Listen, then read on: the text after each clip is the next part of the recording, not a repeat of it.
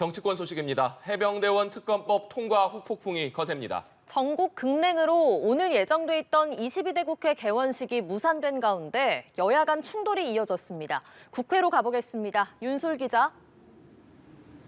네, 국회입니다. 오늘부터 7월 임시국회가 시작됐는데요. 전국이 얼어붙으면서 개원식은 무기한 연기됐고 여야는 서로를 향한 내탓 공방을 벌였습니다. 어제 사실상 야당 단독으로 해병대원 특검법이 국회 본회의를 통과하면서 갈등의 골이 깊게 패인 겁니다.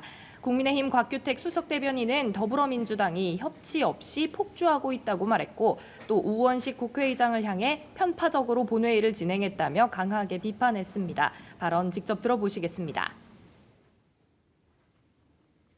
악화된 독소 조항을 넣어 숙려 기간도 거치지 않고 재상정한 것은 여야 협치라는 의회 민주주의의 기본 원칙을 헌신짝처럼 내팽개치는 폭주입니다. 반면 더불어민주당은 국민의힘의 파행 책임이 있고 윤석열 대통령이 해병대원 특검법 거부권을 행사해선 안 된다고 맞받았습니다. 들어보시겠습니다.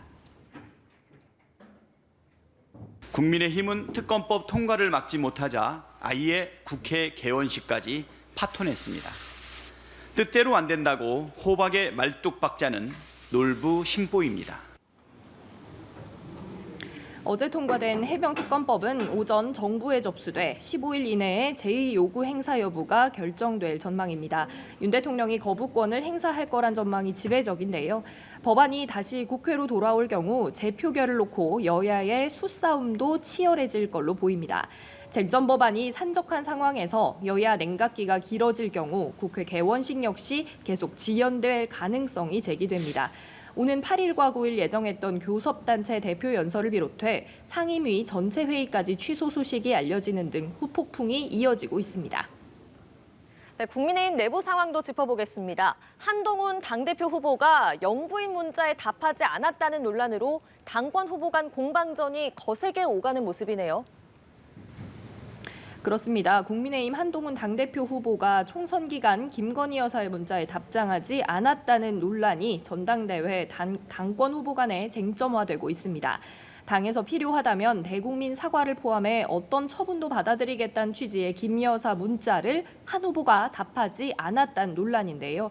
한 후보는 오늘 기자들과 만나 왜 이 시점에 이런 얘기가 나오는지 의아하다며 사적인 방식으로 공적인 논의를 하는 게 적절치 않다고 말했습니다. 또 총선 기간 대통령실의 공적 통로로 어떤 방식으로든 사과가 필요하다는 의견을 전달했다고 말했습니다.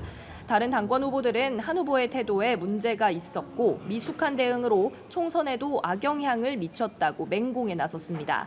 나경원 후보는 한 후보의 판단력이 미숙했고 경험 부족이 가져온 오판이었다며 당 총선 후보자 전원에게 사과해야 한다고 요구했습니다. 원희룡 후보는 요구하는 걸 다 하겠다는 영부인의 문자에 어떻게 답도 안 할 수 있냐며 저륜이라는 세간의 평이 틀리지 않은 것 같다고 총선 패배 책임론을 다시 제기했습니다. 한 후보의 후보직 사퇴를 요구해온 윤상현 후보도 결국 신뢰가 없다는 방증이라며 이런 신뢰관계로 어떻게 여당의 당대표직을 수행할 수 있겠느냐고 비판했습니다. 후보 4명은 조금 전 공정 경선 서약식에 참석해 원팀 비전 제시로 경쟁하겠다고 다짐했지만 신경전 속에 충돌이 점점 커지는 분위기입니다. 민주당의 경우 이재명 전 대표의 연임 도전이 아직은 공식화되지 않았고 조국혁신당은 조국 전 대표가 당대표에 단독 출마해 전당대회를 치를 예정입니다. 지금까지 국회에서 연합뉴스TV 윤솔입니다.